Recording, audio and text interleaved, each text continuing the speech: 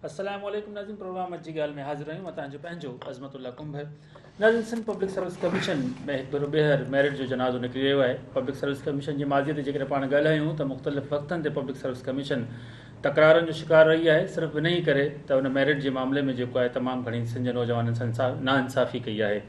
हिकु भेरो ॿीहर जेके CC 2024 जा जेके नतीजा आहिनि उन्हनि में पंहिंजा नवाज़ी जा इल्ज़ाम लॻाया आहिनि।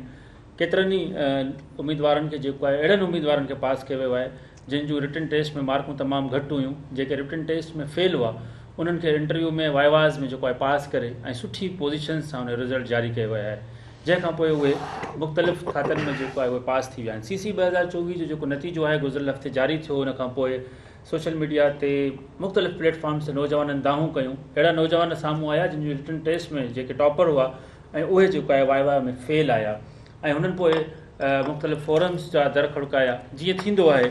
ऐं तंहिंखां पोइ हिकिड़ो जेको लावो आहे उहो बची वियो ऐं पोइ रोडनि ते माण्हू निकिरी आया। तव्हां ॾिठो त अॼु खां 3 ॾींहं पहिरीं सिंध पब्लिक सर्विस कमीशन जे ॿाहिरां जेको आहे वॾो धरणो लॻो, जंहिंमें सॼी सिंध जा साञावंद बि मौजूदु हुआ, उमेदवार बि मौजूदु हुआ, शागिर्द मौजूदु हुआ, वॾी तादाद में नौजवान मौजूदु हुआ, राइटर्स मौजूदु हुआ, ज़िंदगी जे हर शोबे सां तालुक़ु रखंदड़ माण्हू मौजूदु हुआ। ऐं सभिनी जो हिकिड़ो ई नारो हुयो त हिन में जेको आहे सिंध पब्लिक सर्विस कमीशन में मेरिट आंदो वञे। हीअ जेके हथ ठोकिया नतीजा आहिनि, हीअ जेके जाली नतीजा आहिनि, हीअ जेके जाली माण्हू भर्ती कया पिया वञनि, इहो बंदि कयो वञे। न रुॻो इहो, पर इन खां पहिरीं जॾहिं हिकिड़ो एहतजाज थियो त पब्लिक सर्विस कमीशन जे तरफ़ां FIR हिकिड़ी साम्हूं आई, जंहिंमें जिन जिन इहो एहतजाज कयो शागिर्दनि, पहिरें मरहले में जिन शागिर्दनि एहतजाज कयो हुयो उन्हनि जे मथां पोइ FIR दाख़िल कई वई हुई। उनखां पोइ 2 ॾींहंनि खां वठी सिंध जी अदालतुनि में दरख़्वास्तूं आहिनि। पहिरीं Sindh high court Sukkur bench में दरख़्वास्त दाख़िल थी, काल्ह कराची हाई कोर्ट में दरख़्वास्त दाख़िल थी। उन पिटीशन खां पोइ जेको आहे कराची जी अदालत जेको आहे इनखे नतीजनि खे कालदम करार ॾेई समूरो रिकॉर्ड सील करण जो हुकुम ॾिनो आहे। इन समूरे मामले ते पाण तफ़सीली डिस्कस कंदासीं त सिंध पब्लिक सर्विस कमीशन छो मुख़्तलिफ़ वक़्तनि ते जॾहिं बि इन क़िस्म जा नतीजा अचनि था तकरारी थिए थी, मेरिट छो नथी अचे, कहिड़ा माण्हू आहिनि जेके पंहिंजा माण्हू उन्हनि खे भर्ती कराइणु चाहिनि था, इनखे शफ़ाफ़ियत जे अंदाज़ में छो नथा हलाइणु चाहिनि। इहा शफ़ाफ़ियत कॾहिं ईंदी? हिकिड़े पासे नौजवाननि सां इहा नाइंसाफ़ी जॾहिं थिए थी त ॿिए पासे पोइ असां सालाना अंग अखर जारी कंदा आहियूं, आपघात जे आलमी ॾींहं ते, आपघात जे रोकथाम जे आलमी ॾींहं ते। पोइ उन्हनि में जॾहिं रीज़न्स ईंदा आहिनि त उहो वॾे में वॾो जेको रीज़न हूंदो आहे उहो वॾे में वॾो अंग बि नौजवाननि जो हूंदो आहे, आपघात कंदड़नि जो। ऐं उनखां पोइ रीज़न इहो हूंदो आहे त नौजवान खे नौकिरी न मिली, हू डिसहार्ट थियो, हू डिसअपॉइंट थियो, उनखां पोइ हुन ज़िंदगीअ जो अंत आणे छॾियो। इन समूरे मामले ते पाण डिस्कस कंदासीं। मूंखे स्टूडियो में जॉइन कनि था पाण लेखक आहिनि, उस्ताद आहिनि, प्रोफेसर याकूब चानियो साहब। प्रोफेसर साहब तव्हांखे भलीकार चऊं था। गॾोगॾु मूंसां गॾु पैनलिस्ट में मौजूदु हूंदा सिंध पब्लिक सर्विस कमीशन जी मेंबर कल्पना देवी असां गॾु फ़ोन कॉल ते मौजूदु हूंदी। SUP जो अॻवान साईं ज़ैन शाह असां गॾु फ़ोन कॉल ते मौजूदु हूंदो। दानिश्वर लेखक तजिया निगार इनाम शेख असां गॾु फ़ोन कॉल ते मौजूदु हूंदो। उन सां गॾोगॾु हिकिड़ो फेल थियल उमेदवार जेको चवे थो त मां 4 भेरा जेको आहे पब्लिक सर्विस कमीशन में एग्ज़ाम्स ॾिना त चटाभेटी वारा ई चइनी में मूंखे जेको आहे फेल कयो वियो, सुठनि मार्कुनि में रिटन टेस्टुनि हुजण बावजूदि वाइवा में मूंखे फेल कयो वियो। जहांगीर हिकिड़ो उहो बि असां गॾु फ़ोन कॉल ते मौजूदु हूंदो। ॻाल्हि ॿोल जी शुरूआति कयूं था याकूब चानियो साहब तव्हां खां, त हीउ जेको हींअर ताज़ो जेको मामिलो थियो आहे, यादि माज़ी अज़ाब यारब छीन ले मुझसे हाफ़ज़ा मेरा, पोइ उन मामले ते पाण रोशनी विझण खां पहिरीं त पाण सभिनी खां पहिरीं त हीउ जेको करंट जेका सिचुएशन आहे, घणनि नौजवाननि खे ज़रा तव्हां हुन में एहतजाज में मौजूदु हुआ ऐं कहिड़नि नौजवाननि खे फेल कयो वियो आहे, किथे ही मामला डीट्रेक थियनि पिया, विच में हिकिड़ा रिज़ल्ट्स आया, हुन में मेरिट ॾिठी वई, हिकिड़ा ॾिठा विया त पोरियतनि जा ॿार आया, ज़ाहिर सिंध जे माण्हुनि जो एतमाद वापसि सिंध पब्लिक सर्विस कमीशन ते बहाल थियो। वरी ही ओचितो छा थियो आहे ऐं कीअं ही रिज़ल्ट्स में हेराफेरी थी आहे? प्लीज़। मुंहिंजी साईं ॻाल्हि इहा आहे त ॿारु ॼमंदो आहे, ॿारु नंढो हूंदो आहे, पोइ ॿारु वॾो थींदो आहे। तव्हां चयो त कल्ह जी ॻाल्हि खे छॾियूं था, अॼु जी ॻाल्हि खे वठूं था, इहो मुमकिन कोन्हे त कंहिं ॾोह जी नोयत खे पाण अध खां खणूं। सिंध पब्लिक सर्विस कमीशन जो इदारो कॉन्स्टिट्यूशनल इदारो आहे, इहो सालनि खां मौजूदु आहे। पर जॾहिं खां ही मुशर्रफ जे दौर खां पोइ पाण जेको पीपल्स पार्टी वारो दौरु ॾिसूं था, बेनज़ीर साहिबा जी शहादत खां पोइ, इहो दौरु मां चवां थो त सिर्फ़ु सिंध पब्लिक सर्विस कमीशन जो, तव्हांजा इस्पतालूं, तव्हांजा इदारा, तव्हांजो रेवेन्यू, तव्हांजी पुलिस, तव्हांजा मकानी इदारा, कहिड़ो इदारो आहे जिथां तव्हांखे दांह ॿुधण में नथी अचे? जी कहिड़ी जाइ आहे जिथां तव्हां रड़ियूं नथा ॿुधो, पोइ फाइनेंस डिपार्टमेंट हुजे, अकाउंटेंट जनरल जी ऑफिस हुजे, कहिड़ी जाइ आहे जिथे असां दाहूं नथा करियूं, असां नथा करियूं। मां नौजवान जी ॻाल्हि ई नथो कयां। हिकिड़ो नौजवान जेको ज़िंदगी जा 15-20 साल त सिर्फ़ु ॾिए थो क्लासरूम खे, 22 सालनि खां पोइ हू ग्रेजुएट थी जॾहिं अचे थो, 2-3 साल हू कंहिं इदारे में वेंदो हूंदो, पर मां ज़ाती तौर ते ॾिठो आहे त छोकिरा जेका कंबाइंड स्टडी कनि था उहा मुख़्तलिफ़ लाइब्रेरियुनि में ज़मीनुनि ते वेही कनि था।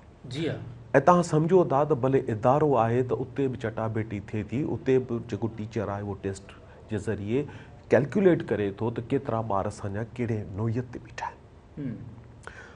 हीउ जेको ॿारु दाह करे थो इहो चरियो कोन्हे, इनखे इहा ख़बर आहे त मूंसां गॾु पट ते वेही जेको पढ़ंदड़ हुयो उनजी कैपेसिटी छा हुई, मुंहिंजी कैपेसिटी छा आहे।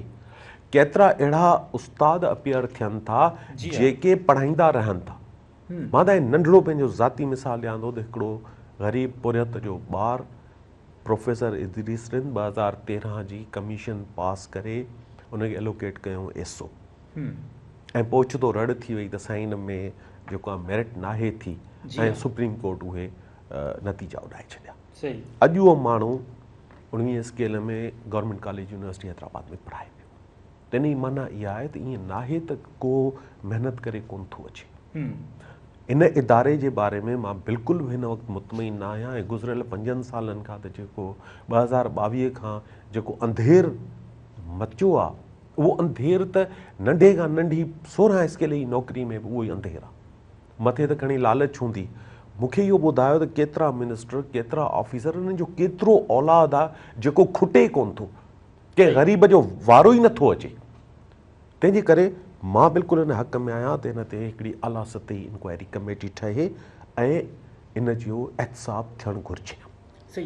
अच्छा, हिकु उस्ताद जी हैसियत में कीअं मतिलबु त शफ़ाफ़ियत, ट्रांसपेरेंसी पाण जेको चऊं था कीअं अचे? मतिलबु ज़ाहिर तव्हां ॿुधायो त उस्ताद खे बि ख़बर हूंदी आहे नौजवान जी जेका कैपेसिटी आहे उहा आहे, हिन इदारे में कीअं कैपेसिटी आणिजे, कीअं शफ़ाफ़ियत आणिजे?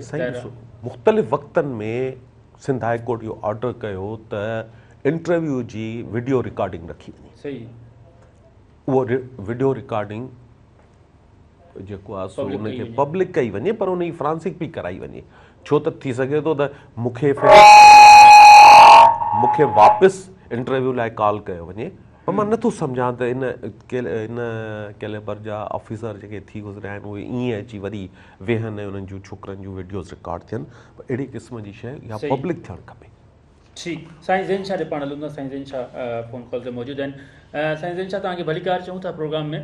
हीउ जेको मामिलो थियो आहे सिंध पब्लिक सर्विस कमीशन वारो, SUP जो छा लाहे अमल हूंदो ऐं सिंध जो जेके कॉम्प्रेस जमायतूं उन्हनि जो छा लाहे अमल हूंदो? ज़ाहिर नौजवाननि सां हिकिड़ी वॾी वेसाघाती थींदी पई अचे, पर ख़ासि करे CC 2024 जी जेकॾहिं ॻाल्हि कजे, जेके कोर्ट जेको आहे कालादम करार ॾिनो आहे, त सिंध पब्लिक सर्विस कमीशन जो किरदारु ऐं उनखां पोइ सिंध जा नौजवान छा चवणु चाहींदा तव्हां?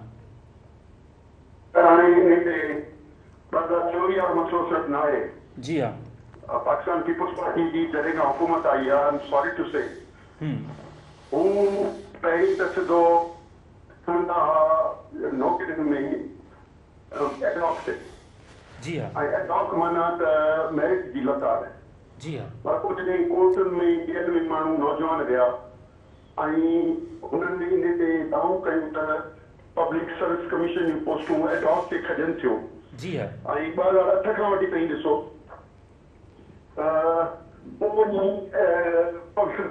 पब्लिक सर्विस कमीशन जी इहा पोज़ीशन आहे जो उनमें चेयरमैन खां वठी मेंबरनि जी सिलेक्शन जो तरीक़ेकार सॼो ग़लति आहे, जंहिंजे करे हू नॉमिनी आहिनि ऐं अहिड़नि माण्हुनि खे रखंदा जेके सम्झो पघार में हुनजा सहूलियतकार थियनि था, जंहिं सॼे उहो जेको एडॉक खे रखंदा नौकरियूं, तिन खे सम्झो ही ॿियो हिकिड़ो लीगलाइज़ करे छॾियो।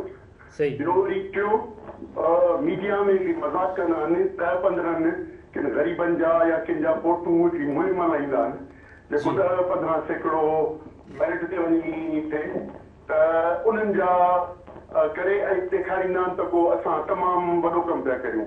असीं था चऊं त सॼे असांजे नए नस्ल जी अहलियत ऐं कॉम्पिटिशन ऐं सॼे नौजवान नस्ल खे पहिरीं एडॉक जे ज़रिए मैरिज खे रोकियो वेठा, हाणे पब्लिक सर्विस कमीशन जे थ्रू रोकियो वेठा आहिनि। ऐं हूअं त हुकुम जो आहे त 88 में बि ग़लति हींअर SSP सेक्रेटरीज़ रिटायर थिया आहिनि, सभु मोहतरमा जे हक़ में थिया। वरी PI में जेका ग़लती थी उहा थी, सभु इदारा मथे तबाह करे हाणे सिंध पब्लिक सर्विस कमीशन खे तबाह कयो अथनि, जंहिंजे करे सिंध सेक्रेटेरिएट ईंदड़ 20 सालनि में या 30 साल इन्हनि नाहिल ऐं बेमान जेके सिलेक्ट थिया आहिनि 80% इन्हनि जे बर चढ़ी वेंदी, जंहिंजे करे जंहिंजो लोड़ींदी हिकु सिंध लोड़ींदी। पर ही जेके आहिनि नौजवाननि में जेको सिहतमंद कॉम्पिटिशन जो रुझान सो मुकमल तौर ते ख़तमु थींदो पियो वञे। हूअं त एजुकेशन जो ॿेड़ो ॿुॾल आहे, सभु जेके बोर्ड्स आहिनि उन्हनि में पैसनि जे ज़रिए भर्ती, यूनिवर्सिटियुनि में वरी जेके पंहिंजनि पैसनि ते जेके सीटूं रखनि था उन जे ज़रिए वरी पब्लिक कमीशन में तव्हां सम्झा पियो थी सॼो सिस्टम खे ख़राबु करे छॾींदुसि। उन करे असां पोइ साल ते जेके रिज़ल्ट आयूं उन्हनि ते सॼे मुख़्तलिफ़ तालीमी इदारनि में सिंध यूनाइटेड स्टूडेंट फेडरेशन कयो। असां कराची, हैदराबाद ऐं ॿियनि में सेमिनार्स ऐं उनखे प्रेस कॉन्फ्रेंस जे ज़रिए नंढियो हो। हिन वक़्तु बि असीं सम्झूं पिया त ही सॼो इहो सिस्टम बंदि थियणु घुरिजे।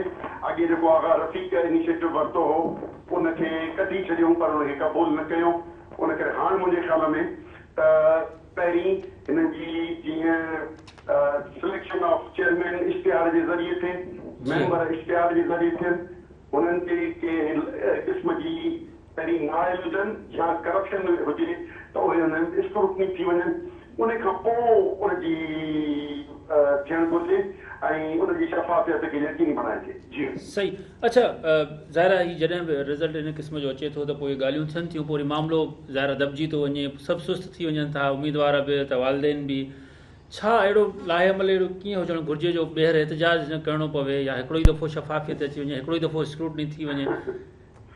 पाकिस्तान जा मामला इहे आहिनि त इलेक्शन बि शफ़ाफ़ नथी थी सघे, छो त इलेक्शन जो चेयरमैन खां वठी हुनजा मेंबर कंपनी सरकार या पॉलिटिकल पार्टियूं थियूं रखनि। साॻिए नमूने सां पब्लिक कमीशन जी सेंट्रल पब्लिक कमीशन खां बची पई आहे, पर जिते हिनजो इंफ्लुएंस आयो आहे पाकिस्तान पीपुल्स पार्टी जो त हू उनखे मेरिट खे रताड़े थी। हाणे इनखे कीअं ख़तमु कजे?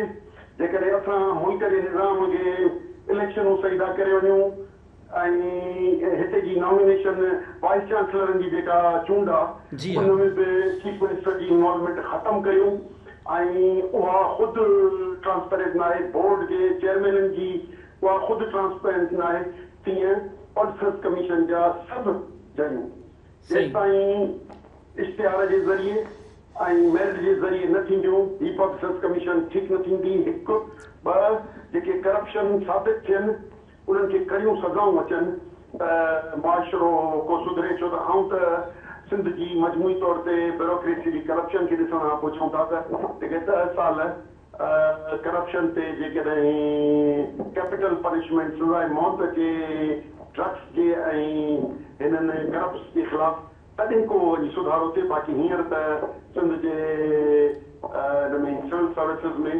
करप्शन गढ़ करे वई आहे ऐं पाकिस्तान पीपुल्स पार्टी त मजमूई तौर ते वज़ारतूं या वज़ीर आला या सदारत ताईं सभु महल करप्शन जा गढ़ आहिनि ऐं कोई सिंध जो सौदो रखनि था, पर बेईमानी सम्झनि पंहिंजो हक़ आहे। सुधारण लाइ हिकिड़ी वॾी कोशिशि करणी पवंदी। बाक़ी मूंखे नथो नज़र अचे, छो त सजाद चांदी अॻे कोर्ट में वञी वियो हो, उते जेके फ़ैसिला थिया हाई कोर्ट जा उहे न थी वञे सिटीज़न पब्लिक कमीशन त पेपरनि खे आउट कनि, सिलेक्शन सही थिए, पर उन हाई कोर्ट खे न थी वञे। त हाणे कोर्टुनि खां जेकॾहिं हुकूमत मथे आहे त पोइ मूंखे हिन जा के तकड़ा के सुधरण जा चांस नज़र नथा अचनि। उन करे अवामी इतिजाज जो रस्तो इख़्तियार कयो आहे। जेके नौजवान उनखे खणंदा त असीं उन्हनि जी ॿी मदद कंदासीं। सही, ठीकु। अच्छा, कोर्टुनि जी ॻाल्हि आहे हिकिड़ी, ज़ाहिर आहे असांखे त ॻाल्हि उहा न करणु घुरिजे, ऑन ईयर आहियूं, पर हिकिड़े वकील साहब बि इहो इल्ज़ाम हुयो त हाणे हिन में सभिनी जो हिसो पती आहे, जंहिंमें हुन मतिलबु त मुबैना तौरु जजिस जो बि मतिलबु उन्हनि ते बि इल्ज़ाम हुयो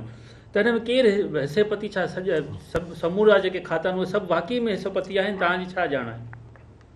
आऊं त तव्हांखे छा ॿुधायां, तहके जी सतह ते, यूनियन काउंसिल जी सतह ते करप्शन खुली आहे। ऐं तव्हां जेको कोर्टुनि खे था चओ हूंदो, इहो जेको मूं बि पढ़ियो हुननि दोस्तनि जा राया, त जेको जज हुनखे सोढ़ो थो करे त उन्हनि खे बि सीट था ॾियनि, पर जज त हिकिड़ो अदालत जो अमानतदार थियणु घुरिजे। छो त जुडिशरी जी 27 आईनी तरमीम खां पोइ ॿेड़ो ॿोड़े छॾियो अथनि। ॿियो हुन में हाई कोर्ट खां वठी नॉमिनेशन जिन बि जजनि जी कई अथनि उहे नाइल ऐं करप्ट आहिनि, उहे त ज़रूरु हिसो पती वठंदा। उन करे जुडिशरी जो पिकारो मूं थियल आहे। ॻाल्हि हुन दोस्त जी ठीकु हूंदी, पर सम्झां पियो त असांखे पहिरीं सिंध पब्लिक सर्विस कमीशन जे इदारे खे सुधारणो पवंदो ऐं उनजे चेयरमैन खां वठी हेठि वारे खे शफ़ाफ़ करणो पवंदो। उनखां पोइ ॿियो स्टेप तव्हांजो थी सघे थो त कोर्टूं या सहाफ़ी या ॿिया जेके बि ब्लैकमेलर के मिसाल के अचनि था त उनखे पोइ रोके सघे थो, जेकॾहिं मथे को सुठी साख वारो हुजे त उनखे पचाए सघे थो। इहो ॾिठो हूंदो त अॻे हिकिड़ो अधु मुक़ररु जेके थिया उन्हनि खे इस्तीफ़ाऊं ॾियणी पियूं, बाक़ी इदारो कोन सुधरी सघियो। सही, बिल्कुलु। वॾी महिरबानी साईं ज़ैन शाह। नाज़रीन, नंढो ब्रेक आहे, ब्रेक खां पोइ जल्दी वापसि अचो, न संदो रहो। अॼु जी ॻाल्हि नाज़रीन, अॼु जी ॻाल्हि में हिकु ॿियर भलीकार साईं ज़ैन शाह जी तव्हां ॻाल्हि ॿोल ॿुधी। ओवर टू यू याकूब चांडू साहब। चांडू साहब, पाण पहिरीं जेकॾहिं ॾिठो आहे पब्लिक सर्विस कमीशन खे जॾहिं मुख़्तलिफ़ मामला थिया आहिनि, पोइ हुन खां पोइ जांच कमेटियूं जुड़ियूं आहिनि, कोर्टुनि में मामला विया आहिनि, पेपर आउट थिया आहिनि। मुख़्तलिफ़ वक़्तनि ते इहे ॻाल्हियूं ॿुधण आहियूं त हिकिड़े अमलदार पंहिंजी गर्लफ्रेंड खे राति जो पेपर मोकिलियो, पोइ वरी साईं हुनखे ज़ाहिर सस्पेंड कयो वियो। FIR बि दाख़िल थियूं आहिनि पब्लिक सर्विस कमीशन जे तरफ़ां पंहिंजनि ई मुलाज़िमनि ते। त हिकिड़े पासे त उहो ज़ाहिर आहे उहो पंहिंजी डिफेंड इन तरीक़े सां कनि था त असां मेरिट कई आहे, असां ट्रांसपेरेंसी मामले में आहियूं, असां से टू नो करप्शन जो बि नारो हणूं था। तव्हां बि हिन मामले में ज़ाहिर चश्मदीद गवाह रहिया आहियो। हीअ जेकी समूरियूं शयूं थियनि थियूं उनखे पब्लिक सर्विस कमीशन पाण बि डिफेंड करे थी, त इन शइ खे तव्हां कीअं था ॾिसो? मुंहिंजा साईं, इन जेको तव्हां चओ था त पब्लिक सर्विस कमीशन पाण बि हिनखे डिफेंड करे थी, त इहो मां हिनखे बिल्कुलु मञण लाइ तयारु न आहियां। ॾिसो, 2024 में पेपर आउट थियो, पेपर माण्हुनि ताईं पहुतो। ही CC 2024 वारो न सर, इन खां पहिरीं जेको पेपर निकितो हुयो 2023 में SST वारो जी, उन में फरियादी अब्दुल हफ़ीज़ लगारी साहब जेको आहे उहो PS ते हिन ते PS ठंडी सड़क ते जेको आहे सो केस दाख़िल कराए थो पंहिंजे ई असिस्टेंट कंट्रोलर जे ख़िलाफ़ु। कंट्रोलर पंहिंजे असिस्टेंट कंट्रोलर उन टीम जे ख़िलाफ़ु 23/2024 ते केस दाख़िल कराए थो ऐं उहा FIR जो नंबर आहे 15/2024। एजाज़ लाखो साहब हुनजो IO हो ऐं सिर्फ़ु ऐं सिर्फ़ु 4 ॾींहंनि में secretary public service commission Qureshi साहब जेको आहे उहो केस ट्रांसफ़र कराए थो एंटी करप्शन वटि। त पुलिस न ॾिसे, पुलिस इन करे न ॾिसे जो पुलिस जेॾी महिल वठि पकड़ कई त उन्हनि त सभु ॻाल्हियूं सही करे छॾियूं, त छा थियो छा न थियो। त कमीशन खे पासीरो करे चंद हेठियनि अमलदारनि खे फासाइण जी जॾहिं कोशिशि थी त उन्हनि त सभु शयूं साम्हूं रखी छॾियूं। हाणे अची वियो एंटी करप्शन जो रोल। तव्हांखे ख़बर आहे त मुख़्तलिफ़ वक़्तनि ते एंटी करप्शन जी केतिरनि ऑफिसरनि ते आङुरियूं खॼियूं आहिनि त उहे सहूलियतकार आहिनि, बल्कि उहे इन जा हिसेदार बि आहिनि। सही, ठीकु। हाणे छा थो थिए त 2024 जे 30 तारीख़ ते FIA खे लिखियो थो वञे त बाबा ही असां वटि ऑफेंस थियो आहे ऐं ही मोबाइल्स आहिनि जिन जी असांखे ट्रैक रिकॉर्ड खपे। सही। उन खां पोइ 7/6 ते पंजाब फ्रांसिक डिपार्टमेंट खे लिखियो थो वञे, उनजो नंबर मां तव्हांखे ॿुधाए छॾियां त ACHT 2024 720 खां 722। सही। उन्हनि खे लिखियो थो वञे त ही mobile Atif Ali Dhamra anti corruption जो कांस्टेबल तव्हां वटि खणी थो अचे, हिननि जी फ्रांसिक कराए ॾियो। सही। पर जॾहिं इहा ई एंटी करप्शन केस दाख़िल कराए थी एंटी करप्शन कोर्ट में त इहे सभु शयूं उन में फ्रांसिक रिपोर्ट्स कोन्हनि के। केस प्रॉपर्टी न आहे, केस प्रॉपर्टी कोन्हे न, जंहिं ते केस बीहे उहो केस ई ख़तमु थी वियो। न को हींअर ताईं प्रोसिक्यूशन इहो सवाल उथारियो आहे, न को हींअर ताईं मोज़िज़ जज साहब इहो उथारियो आहे। 2 साल ख़ैर सां थी विया हिन ॻाल्हि खे। जनवरी 2024 खां पाण अॼु मई 2026 में वेठा आहियूं। त इहो केस अञा ताईं अॻिते वधियो ई न आहे। वधंदो ई कोन न साईं, किथां वधंदो? तारीख़ूं हलंदियूं। मूं हुन साईं खे जेको फ़रियादी थियो उनखे अॼु ताईं कॾहिं कोन ॾिठो आहे। मुंहिंजो अचणु वञणु कोर्ट में घणो आहे। त हाणे इन सूरत में तव्हांखे सम्झ में अचे थो त इदारा जॾहिं हिक ॿिए जा सहूलियतकार आहिनि त तव्हां असांजूं रड़ियूं छा कंदियूं?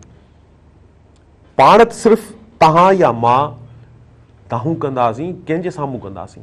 अरबाब इख़्तियार जेके आहिनि न, असांजो जेको इन्वेस्टिगेटिव सहाफ़ी आहे तमामु बहितरीनु इम्तियाज़ सुमरो साहब, उन त मुख़्तलिफ़ माण्हुनि जे हवाले सां ॻाल्हियूं कयूं, ऑफिसरनि जे हवाले सां ॻाल्हियूं कयूं, पर आख़िर में त हुन एतिरो मजबूर थी चयो त मुंहिंजे माइट महमूद सुमरे खां जेको आहे सो मुज़फ़र लगारी साहब पैसा वरिता आहिनि, हाणे उहे पैसा मोटाए बि नथो ॾिस। हाणे न एॾे वॾे पब्लिक अनाउंसमेंट खां पोइ बि जेकॾहिं पीपल्स पार्टी हिन अहिड़े पंहिंजे नाज़ुक सियासी दौर में अहिड़नि करप्ट माण्हुनि खे सपोर्ट करे थी त मां सम्झां थो त इहो पंहिंजे पीपल्स पार्टी पेरनि ते कुहाड़ो हणे थी। इहो तव्हां ऑन रिकॉर्ड था चओ? हा सर, मां ऑन रिकॉर्ड चवां थो। असांजे दोस्त इहो पब्लिकली बयानु ॾिनो आहे ऐं नेट ते पियो आहे।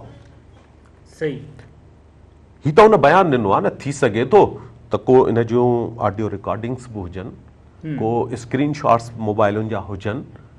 उहो पोइ हाणे जॾहिं मामला उथिया त असां बि किथे बीह रहंदासीं त असांखे ॿुधो। सही, ठीकु। अच्छा, कीअं मतिलबु त हीअ ज़ाहिर हिकिड़ो त तव्हां त सॼो चार्जशीट ॾेई विया हिकिड़े केस जी, पर हाणे हीउ जेको मामिलो अचे थो त 10,000 उम्मीदवार हुआ, हुन मां 70 सिर्फ़ु पास थिया आहिनि। जेके 70 पास थिया आहिनि उन्हनि जो मामिलो कालादम थी वञे। तव्हां सम्झो था त हीउ सभ जो सभु जेको आहे मतिलबु त कंहिंजा न कंहिंजा मिट माइट आहिनि, ज़ाहिर को त हिन में मेरिट ते हूंदो, उन्हनि नौजवाननि सां हक़ तलफ़ी न थींदी त मामिलो हिकिड़े नौजवाननि जूं उमिरूं हलियूं थियूं वञनि, ज़ाहिर न्याणियूं आहिनि, ॿाहिरि आहिनि असांजा, हिकिड़े पासे हू तयारी कनि, उन खां पोइ उमेदूं आहिनि, उहे पास थियनि, मुबारकुनि जो सिलसिलो थियो, वरी हाणे हीउ ज़ाहिर मामिलो कोर्ट जे वरी चढ़ी वियो, वरी साल छुटो या वरी ॿीहर ई पेपर थिए, त तव्हां छा था सम्झो नुक़सानु कंहिंजो थियो? साईं मां वरी ॾिसो हिकिड़ो अर्ज़ु कयां थो न त हिकिड़ो ॿारु 22 साल पढ़े थो। जी हा। 22 साल पढ़ण खां पोइ हिन लाइक़ु थिए थो पब्लिक सर्विस कमीशन जो दर खड़काए चवे त मूंखे नौकिरी ॾियो, टेस्ट कयो। नो, नौकिरी नथो घुरे, उहो चवंदो मां टेस्ट कयो, अहल आहियां या न आहियां। त हाणे ॻाल्हि इहा आहे त इहो नुक़सानु कंहिंजो थींदो? इहो नुक़सानु समाज जो थींदो न। इहो नुक़सानु उन ॿार जो थींदो जेको सुभाणे साइको थींदो, या त ॾोहारी थींदो या नशई थींदो, ऐं ॿिन्ही सूरतुनि खां पोइ हुनजो मौत यकीनी आहे, पोइ चाहे ख़ुदकुशी करे या वरी सरकारी इदारनि जे हथां मारियो वञे। इन ॿिन्ही जो ज़िम्मेदार ही इदारो आहे। मां सम्झां थो हिकिड़े उस्ताद जी हैसियत में, मां 35 साल कॉलेज में पढ़ायो बि आहे, असेसमेंट बि कई आहे, ॿारनि जूं कापियूं चेक कयूं आहिनि, ॿारनि खे वाइवा वरिती आहे, त मां सम्झां थो त 19-20 थी सघे थो, पर हर ॿार जेको उम्मीदवार आहे उहो पंहिंजे तौर ते भरपूर कोशिश करे थो। सही, बिल्कुलु। अच्छा याकूब चंद साहब, ज़ाहिर आहे ही पाण साईं ज़ैन साहब हुन ते ॻाल्हि कई त बाबा हीउ जेको आहे सॼो मामिलो पोयां खां ई बिगड़ियल आहे, उन खां पोइ हिकिड़ा हिसाबती ज़ाहिर तव्हां बि हिकिड़ी चार्जशीट पेश कई। सही, उन खां चलो पहिरीं सभिनी खां पहिरीं पाण जहांगीर जा हलूं था। जहांगीर हिकिड़ो जेको उम्मीदवार रहियो आहे पब्लिक सर्विस कमीशन जो, उन जी पोस्ट बि साम्हूं आई। जहांगीर हिकिड़ो तव्हां ॿुधाइजो त घणा दफ़ा पब्लिक सर्विस कमीशन में तव्हां इम्तिहान ॾिनो, कहिड़ो कहिड़ो इम्तिहान ॾिनो ऐं पोइ छा थियो? सर सभ खां पहिरियां त जेके बि प्रोग्राम में महिमान आयल आहिनि उन्हनि खे आउं अस्सलाम वालेकुम पियो चवां। जी जी जी, ॿुधायो तव्हां घणा दफ़ा पेपर ॾिनो ऐं उन खां पोइ कहिड़ा कहिड़ा इम्तिहान ॾिना, तव्हांखे फेल छो कयो वियो? सर मां सिंध पब्लिक सर्विस कमीशन में 2018 जी CC जो एग्ज़ाम ॾिनो हुयो, 2019 जी CC जो एग्ज़ाम ॾिनो, 2020 2021 चारई कंज़िक्यूटिव एग्ज़ाम्स जेके आहे उन्हनि एग्ज़ाम्स में मां अपीयर थियो हुयुमि। जी हा। उहे जेके मुंहिंजूं DNCs आहिनि, मार्कशीट्स आहिनि, उहे मूं चैनल सां बि शेयर कयूं आहिनि ऐं उहे सोशल मीडिया ते बि मुंहिंजूं रखियल आहिनि। हुन में हाणे जेका हिकिड़ी मेल प्रैक्टिस कई वई आहे, जेका नाजाइज़ी कई वई आहे मूंसां, उहा इहा आहे त मां इन्हनि चइनी अटेम्प्ट्स में उन्हनि में जेके मुंहिंजा 3 अटेम्प्ट्स हुया उन्हनि टिनी अटेम्प्ट्स में जेको मुंहिंजो सिंधी सब्जेक्ट आहे मां उन में 80% खां वधीक मार्क्स सिक्योर कयूं आहिनि। हिकिड़ो अटेम्प्ट मुंहिंजो अहिड़ो आहे जंहिंमें मूंखे बिल्कुलु हिकिड़ियूं लोएस्ट मार्क्स ॾेई करे फेल कयो वियो आहे। हुनजे लाइ मां रीकाउंट जे लाइ ऐं रीचेकिंग जे लाइ एप्लीकेशन बि ॾिनी पर कॾहिं बि मूंखे ॿुधो न वियो ऐं मूंखे घुरायो न वियो। मां सम्झां थो त इहो हिकिड़ो SPSC जो एडमिनिस्ट्रेटिव फिला आहे त हू कॾहिं बि जेके आहिनि शागिर्द उन्हनि जे लाइ कॾहिं बि ट्रांसपेरेंसी इंश्योर न करे सघी आहे। उन्हनि जे प्रोसेस में ॾाढी एम्बिग्यूटी आहे। सही।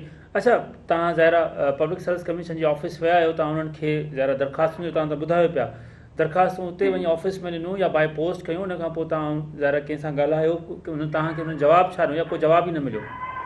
सर हिकु त कॉल जे थ्रू असां जॾहिं बि उन्हनि ॾे कॉल कंदा हुआसीं हिकु त हू कॉल कॾहिं बि पिक कोन कंदा। अगरि लकड़ी कॾहिं कॉल पिक कंदा हुया त हू असांखे चवंदा हुया त असां हुन तव्हांजी जेका एप्लीकेशन असां वटि रिसीव थियल आहे असां कॾहिं बि तव्हांखे घुराए सघूं था, पर कॾहिं बि असांखे घुरायो न वियो।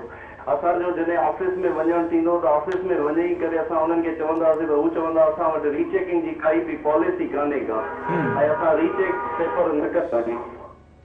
सही, ठीकु। अच्छा, हीअ ज़ाहिरा तव्हांजा जेके मामला थिया 4 दफ़ा तव्हां फेल थिया, उन में तव्हां छा था सम्झो त किथे तव्हां सां ग़लती थी आहे या जेकॾहिं पेपर रीचेक थियनि हा त तव्हां कोर्ट जो दरवाज़ो छो न खड़कायो? सॉरी सर, मुंहिंजो तव्हां इन सॼी सूरत हाल में कोर्ट जो दरवाज़ो खड़कायो, अदालत विया तव्हां? न सर, अदालत पाण कॾहिं बि न वञी सघिया आहियूं। उहो इन जे करे अदालत में न वञी सघिया आहियूं छो जो तव्हांखे ख़बर आहे त इंसाफ़ जो तक़ाज़ा हिते आहे कोन। पाण इन पूरे सिस्टम मां एतिरा मायूस आहियूं जो असांखे ख़बर आहे त असां जेकॾहिं अदालत वेंदासीं त उते बि सही माना में ॿुधो न वेंदो। ठीकु आहे जहांगीर, हिकिड़ो तव्हांजी महिरबानी। याक़ूब चंद साहिबु, तव्हां ॿुधो त हिकिड़ो नौजवान चए पियो त असां हुते दरख़्वास्त ॾिनीसीं ऐं दरख़्वास्त ॾियण खां पोइ जेको आहे उते को आहे चवंदो आहे असां वटि रीचेकिंग जी पॉलिसी कोन्हे का, इहो जेको फ़ैसिलो आहे इहो ई आहे। चई अदालत न करे न वियासीं त ज़ाहिर सिस्टम जो इहो मामिलो आहे। मुंहिंजा साईं ॾिसो, मां तव्हां हिकिड़ो अर्ज़ु कयां थो जी त हीअं रिसेंटली मां हिकिड़े केस में वियोसि। उहो केस इहो हुयो त 6 बोर्डनि जा माण्हू सिलेक्ट थिया ऐं उन मां 3 बोर्ड जे माण्हुनि रिफ्यूज़ कयो त असां जॉइन नथा करे सघूं। जॾहिं उहो मामिलो अची वियो त 3 महीननि खां पोइ जेके 3 नाला सिलेक्ट थी विया चीफ मिनिस्टर साहब वटि, उन्हनि मां वरी 3 माण्हू पोइ उन्हनि खे इंडक्ट कयो वियो।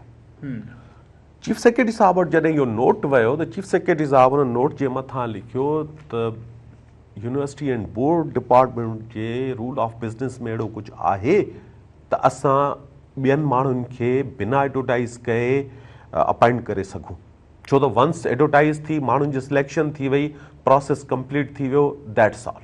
सही। मां अच्छा उन खां पोइ वरी छा थियो त उहो जॾहिं ऑब्जेक्शन लॻल नोट वापसि हेठि आयो SNJD में, वरी ॿियो नोट वियो, उहो वरी ॾाढो क्लियर हो ऐं उनखे CSOK करे छॾियो। मां उहे 2 कागज़ खणी वियुसि हाई कोर्ट में त बाबा हीउ जेको आहे हीउ बि पनो उन ई ऑफिस जो आहे, हीउ पनो बि उन ई ऑफिस जो आहे, हर इहो ॿुधायो त जेको पहिरियों नोट लॻल आहे आया इहो सही आहे या रूल ऑफ बिज़नेस अहिड़ा के आहिनि।